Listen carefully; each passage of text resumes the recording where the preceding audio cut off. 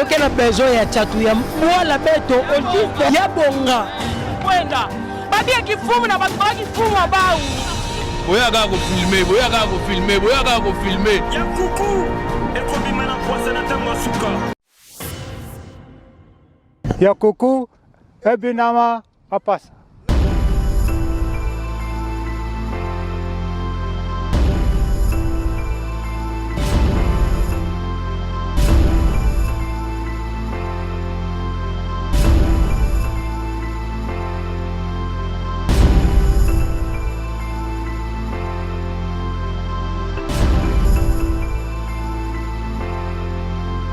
Vous bénisse.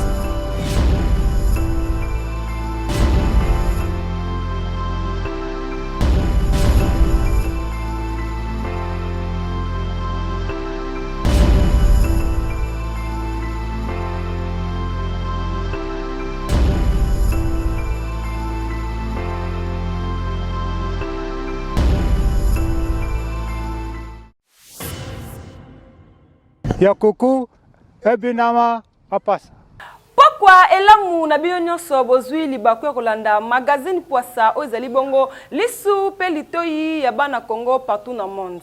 Tofungola magazine na biso ya Pourquoi lelo na gouvernorat ya Congo central.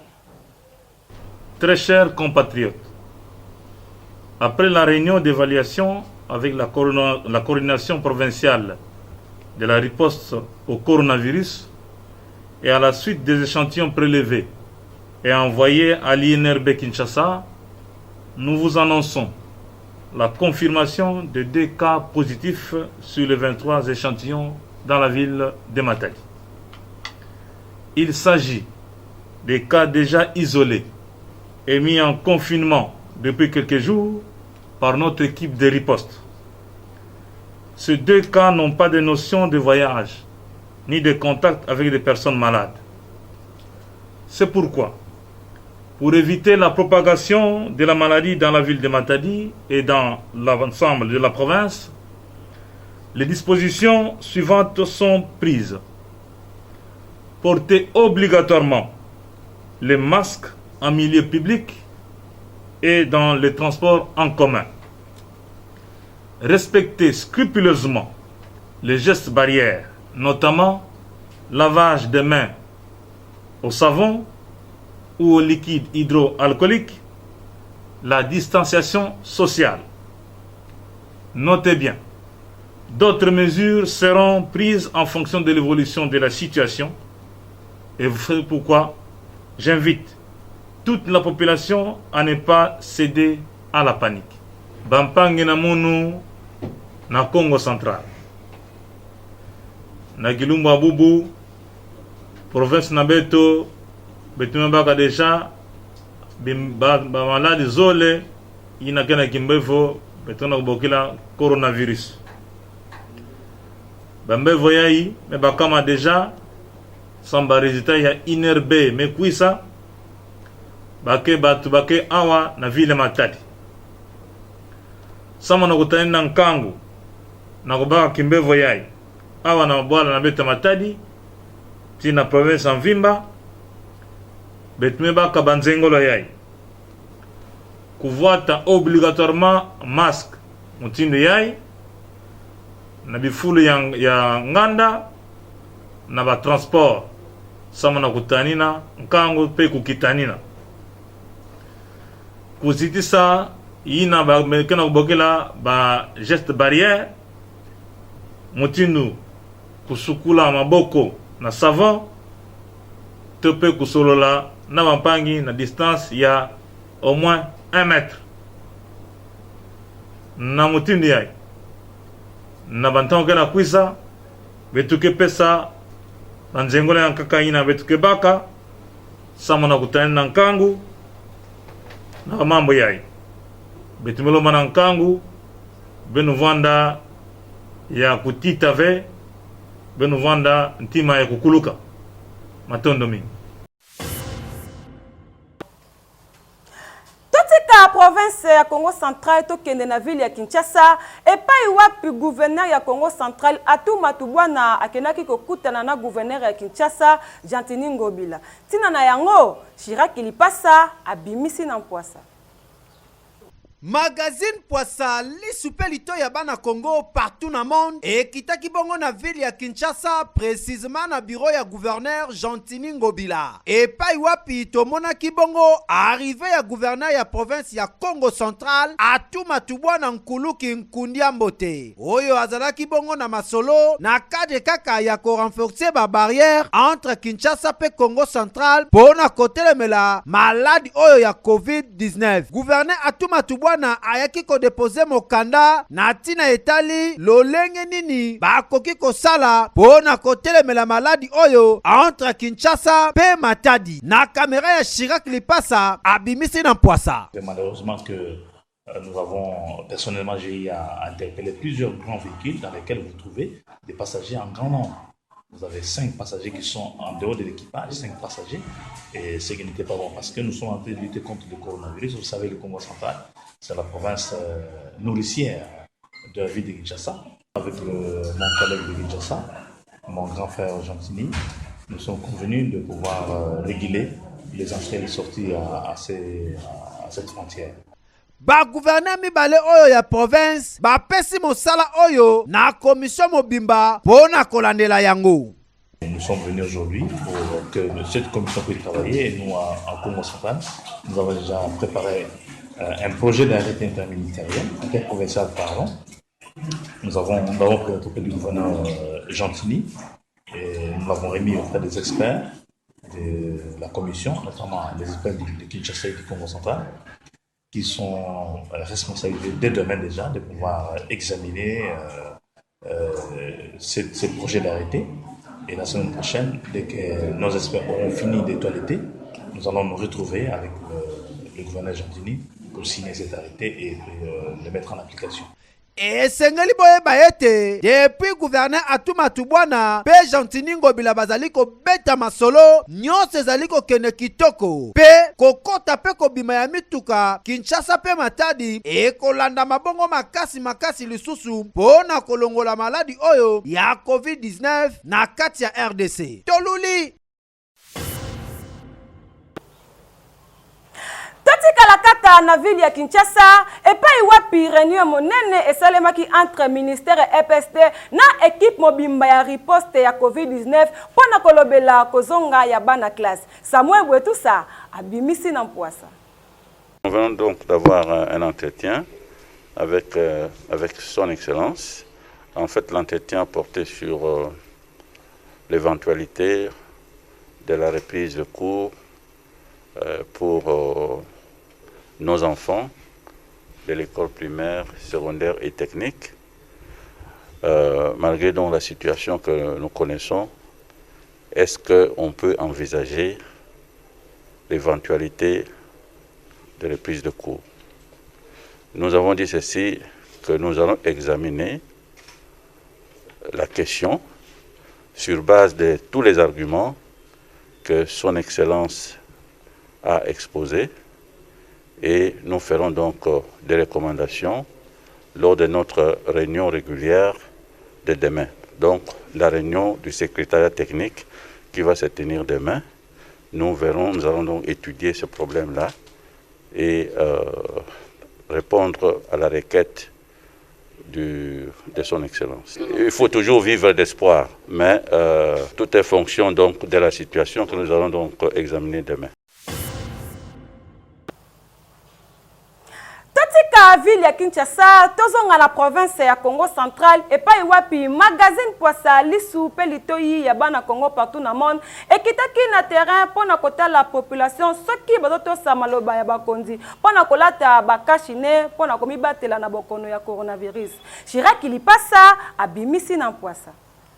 lisu pe litoi ya bana Congo partout na monde ekitaki na terrain pona kotala soki bayokaki maloba ya mokonzi ya mboka na likambo etali kolata bakashine pona komibatela na bokono oyo ya coronavirus. Po toyebi ke maladi ya coronavirus esi ekoti awa na Congo Central. Na yango gouverneur Atou Matubwana alobaki population nyonso ya Congo Central balata bakashine pona komibatela na bokono ya coronavirus. Pona komibatela na bokono ya coronavirus oyo ningisi mokili mobimba. Population ya Matadi pe na caméra ya Chiraki lipasa babimisi na mpwasa. Merci beaucoup pour la question. La disposition est en déjà. Nous exemple en rapport de masques. Eza mambo lelote eza pe mambo ya osoto bangilango to bangilango parce que eza mambo ya kala déjà bandaki mbonda te déjà za koningana mambo ya coronavirus. On a le sa conseil eza nini toujours déjà des cas na province na biso ya Congo Central. Eza facilité eza pas si na ba mi bale o baji yango biso ba etotikali to se protéger to batela baninga mususu o bazwi nano yango te to za na ba port de masque na biso to se confiner ba mususu pe ba se confiné parce que les loso malade on est commis ebelé tous en risque ya biso tout kozwa malade on ezo boma eza blagité en tout cas monsieur les journalistes malade on ezo boma pardon ko ebisa bandeko ba o bazomona ba ventir malade on est commis déjà na Congo Central des cas déjà ici zoami donc biso ba tout ozuna noté to sokola maboko na biso med photo tika moi distance à 2 mètres. Pour solo na muninga noté sur la port de masque té. Pas en masque té éviter. Sokola maboko no plusieurs fois pour nous éviter virus wana corona. Voilà quoi. Bon pour nga nazolo ba pour bandeko na ngai. To yeba ke malade ezali. Faut to se protéger kaka. To bandeko yo kaka oboyo siko yango ekomeli biso na Congo Central. Siko il faut to sani to se protéger na mamba lo bla biso ba konji ba sunga biso ya kozwa pe moya ba biloko mususu neti ba mbamni ba kashine wana ba misu bazana ngote. Soki moya ezali pe ba kotela bato ata bato bazwa e kosala biso bende ba tie ba na ba wenje ba tie ba stand oyo po bato baso maboko. So pe ba kosa pe ba don wana ko pesa biso ata ba kashine ona kosala biso pe bien makasi vraiment. Yango nazoli ba bandeko na biso to se protéger makasi po makambo ekomeli biso. Na yango tokosenga kaka na batu batosa maloba ya bakonzi ya mboka pona kolata bakashine pe kosokola maboko na ba désinfectant pona komibatela na tina eteli bokono ya coronavirus ozo boma na ndenge moko ya kosakana te. Po eza na batu ebele bazali kotia tembeke awa na batedi bokono ya coronavirus esi ekoti. Donc tomibatela po Nzambe pe abatela biso. Bino batu ya tembe bozwa mayele. Jeannette Tulundamo oyo azali bongo médecin ya clinique dentaire yepe apesi message na ye lolenge nini tokoki komibatela na bokono ya coronavirus. On koloba pour la population na biso ya Congo Central message mokonzi sa apesi yango c'est vraiment vrai parce que tango ezalaki na niveau ya Kinshasa toyokaki yango bato mingi toza na difficulté à comprendre yango soki compréhension ezate to tuna baminganga o toyebi ko expliquer likambo yango soki ezanini eza maladie moko très grave très dangereuse surtout que komeli biso na kati ya mboka Matadi de détecter babandaki tobandaki déjà musala oyo bakonzi na biso bazali kotala bayeba place nini ezali soki likambo yoki bakende bazali kotala baluki ba malade bazoya batindi échantillon et yaki négatif mais oyo lokola yaki positif mi balé na kati eza déjà ebelé bandaka na mi balé maladie tellement eza contagieuse ezo senga soki eza mi balé donc l'accès ko koma pe ebelé to ko senga na population Matadi oyo se sentir malade ou à sentir ba signe nyonso ba pesi biso aza ko yoka moi ba kosuko ba signe ebelé ba l'accès ki biso alors esengi ozana moi kosuko moi fièvre moi ba éternuement moi ba respiration zo mona malamu te o ka ko mona spécial yo moi pasi luka ba minganga o ba s'occupera nango aucun hôpital à munene ba kotala yo pe ba kotinda échantillon eza malamu kutu relaxa yango koyebela yango avant parce que ceux qui va découvrir yango avant ezo sala que batwana bazo bika mbango te ba règle ya ba geste barrière o ba pesi biso ata to comprendre te mais to sokola ka maboko kosokola maboko ekolongola ekokimisa so maladie ya corona ekokimisa pe ba maladie ebele à part kosokola maboko tango nyonso kolataka pe masque oyo na longoli moke po ndenge nazo solola boyoka malamu. Alors pour lataka masque pour éviter moto contaminer moninga te moninga pe azwa maladie te na kokanisa likambo balobi ba geste barrière à part ko sokola maboko kotia masque distanciation wana est très important. Distanciation il a qu'ici ko garder distance de plus d'1 mètre, 1 mètre ou plus. Donc il a qu'ici soki to ndimi yango te to ko banda ko tutanaka. Or maladie wana ezo lunga ndengwana. Ce qui vous tout en mingi maladie ezo yama kasi ezo contagion ezo bakisa makoleka. Donc ce qui t'ont dit en côté parce que nanzela ce qui moninga tikelo distance okanisi ke a figio non eza ba position ba décision oyo ba kondi bazui pour ba étudier likambango ba monique tout ça la distance. Même bozali na kati ndako na famille, même bozali na baninga bandeko pembeni luka osa la distance. C'est une façon de nous se sécuriser. Tozui masque na yo tche, soko zo solana moninga oza na difficulté mon côté pour maladie joyeux et kozala moi pashi. Tokende na province ya Okatanga na Kasumbalesa epai wapi babandi confinement na bango mokolo lelo mercredi le 29 avril 2020 pona kaka kobundisa bokono ya coronavirus. Chirac Lipasa abimisi na poasa.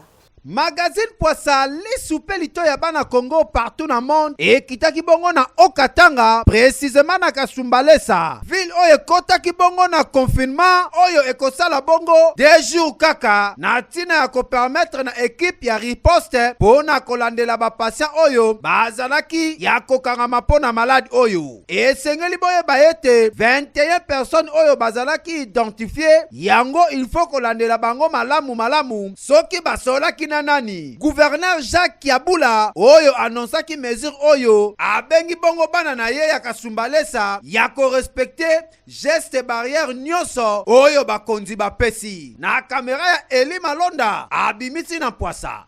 Aujourd'hui, c'est une réalité que le Covid est à Lubumbashi. Le risque de propagation de contamination est là.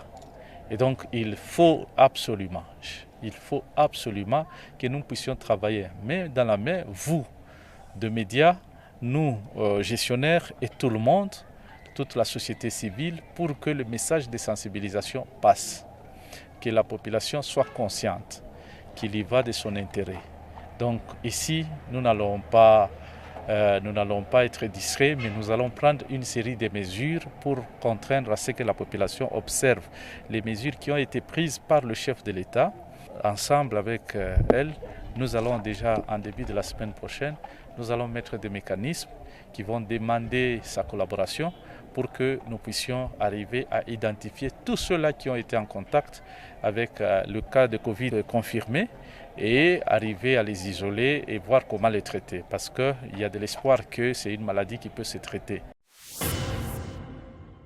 Yakoko, Ebinama, Apas.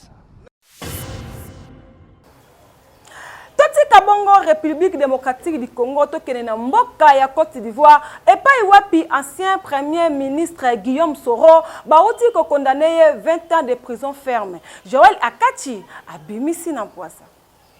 Magazine Poissa lisupe lito ya bana Congo partout na monde na système ya Aigle et kitaki bongo na Côte d'Ivoire précisément na Abidjan. Et sika basambisaki ancien premier ministre Guillaume Soro pona likambetali achat ya résidence na quartier Makori na Abidjan na tango azalaka premier ministre na 2007. Cour et lobby résidence oyo ya mbongo ebele Guillaume Soro asombaki ezali bongo ya l'État oyo balobaka na lopoto fonds public na yango tribunal ekateli ye 20 ans ya prison ferme. Infraction oyo balobi détournement des deniers publics et blanchiment des capitaux yango nde ezali etumbu bakatelaki ye. Balobi ancien premier ministre oyo akofuta bongo amende ya 7000 € dommages et intérêts na biloko na ye neti mapango nyonso l'État akokanga yango. Pona koyebisa bino bandeko ya magazine Poissa makambo nyonso bazalaki koloba pona kolobela Guillaume Soro ye moko azalaki wana te, azalaki bongo absent akenda bongo na exil na France na mboka Emmanuel Macron. Kasi na dossier oyo ba avocat na yende bazalaki wana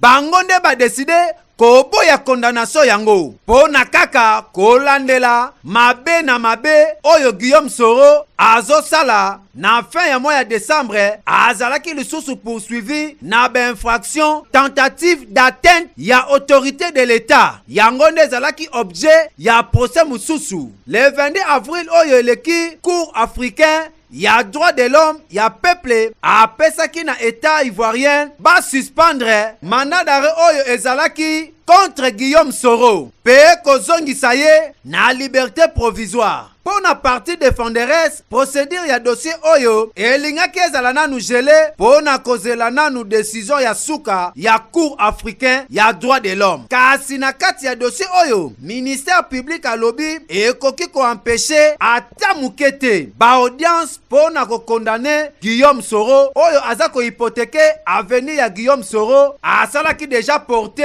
ya déclaration na ye na présidence comme candidat na élection ya octobre prochaine.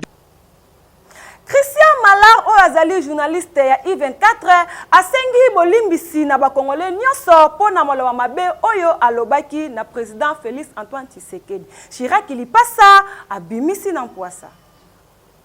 Na maloba na ye na chaîne ya I24, Christian Malar, journaliste français, alobaki ete suite ya malade oyo ya COVID-19 epesi bakonzi Afrique occasion ya kofana malamu na kidiktature na bango. Donc etindi na bakonzi Afrique bakomisa maladi oyo neti moyen munene ya kokosaka pona kotikala na poste na bango ya ki-président. Neti président ya RDC Félix Antoine Tshisekedi esalaki gouvernement peuple congolais pasi na maloba oyo journaliste français alobaki talati na porte-parole ya gouvernement Jolino Makelele alekaki na télévision pona kotelemela maloba oyo. Nasima Christian Malar yemoko asosonaki malamu ete maloba alobaki pona président ya RDC Félix Antoine Tshisekedi ezalaki malamu te nde abengisaki magazine Pwasa pona koseskize na tina ya maloba yango na kamera ya Eli Malonda abimisi na Pwasa.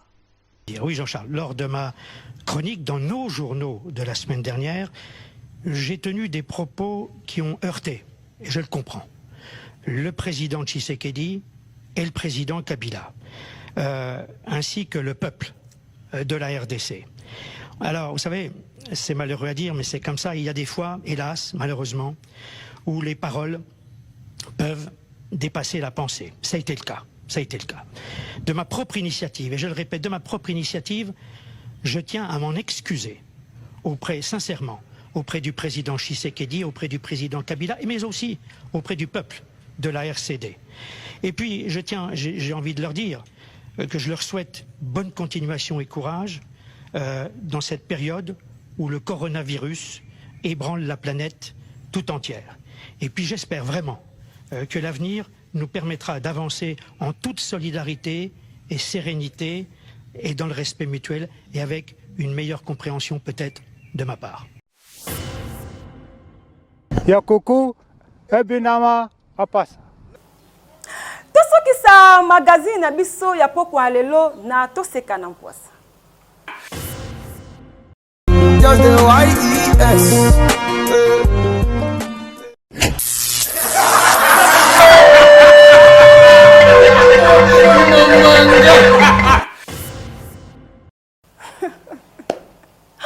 Jonathan Tsakala, kokanisa pesa eleki mingi, okokuma lotango tina bandoto. Tia niveau pesa courant bisou. Na toseka na mpwasa nde tosugisi bongo magazine ya poko alelo. Merci na équipe technique pe équipe rédactionnelle nyonso e accompagner biso na poko alelo. Merci na ba partenaire nyonso o basungaka musala ya magazine pwasa po ekende liboso. Merci ya munene ya kabambi na yemoko numéro masqué sango mokondi DG Alembia. Papa pona yo bongo zaka toujours likolo.